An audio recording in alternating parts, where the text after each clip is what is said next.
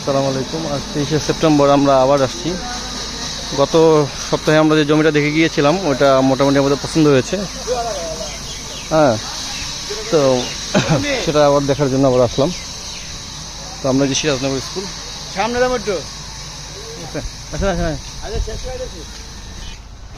Main রাস্তার পাশে যেগুলো দোকান হচ্ছে,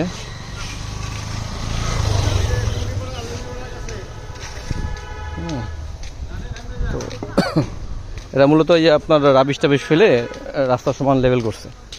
আমরা যে জায়গায় যাচ্ছি ওটা কিছুটা নিচু, মেইন রাস্তা থেকে নিচু। আচ্ছা, আমরা এখান থেকে নামতেছি।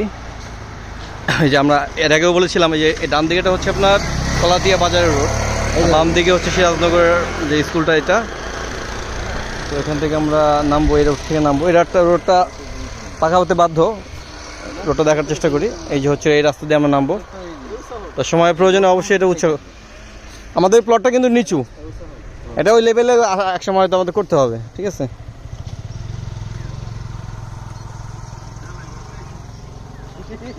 আজকে আমরা সদস্য মেম্বার বেশ কয়েকজন, মাশাআল্লাহ। এই চম্পক ভাই আছেন আমাদের মেম্বারদের মধ্যে একজন। ওই যে মোটরসাইকেল নিয়ে এক ভাই আসছেন, সুদর্শন, সঞ্জয় ভাইয়ের পরিচিত। উনি সম্ভবত ইঞ্জিনিয়ার, সিভিল ইঞ্জিনিয়ার, ঠিক আছে। এই রাস্তা দিয়ে এইভাবে যাবো আমরা।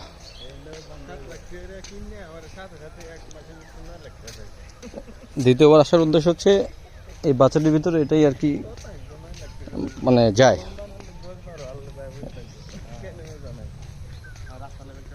তো যাই হোক, ওই ইঞ্জিনিয়ার ভাই আসছে, উনি মাপ দিয়ে দেখবে আসলে বাড়ি করার উপযোগী কিনা।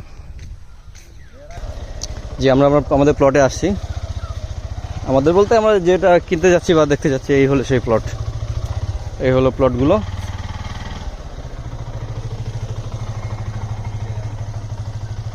ঠিক আছে, ওটা তো 5 ফিট থাকবে, 5 ফিট 10 ফিট টাকা। আহা, তোমার বাউন্ড এন থেকে ছাড়াই আছে, তুমি যা কিনবে কিন্তু এন থেকে কিনবা। তা তো অবশ্যই, তা তো অবশ্যই, তা তো অবশ্যই, 5 ফিট সহ কিনে দেব। তা তো অবশ্যই, রাস্তা সহ কিনতে হবে। এটা কিন্তু এরকম যদি পিছনে করবে হে সামনে আমি যেটা কথা কইলাম, আমি যদি রাস্তা লই কিনে একটু বেশি চাইছে আস্কিং রেট, তাহলে আমি তো আমার রাস্তা তো ওইটাই, আমি এনে দেব কে?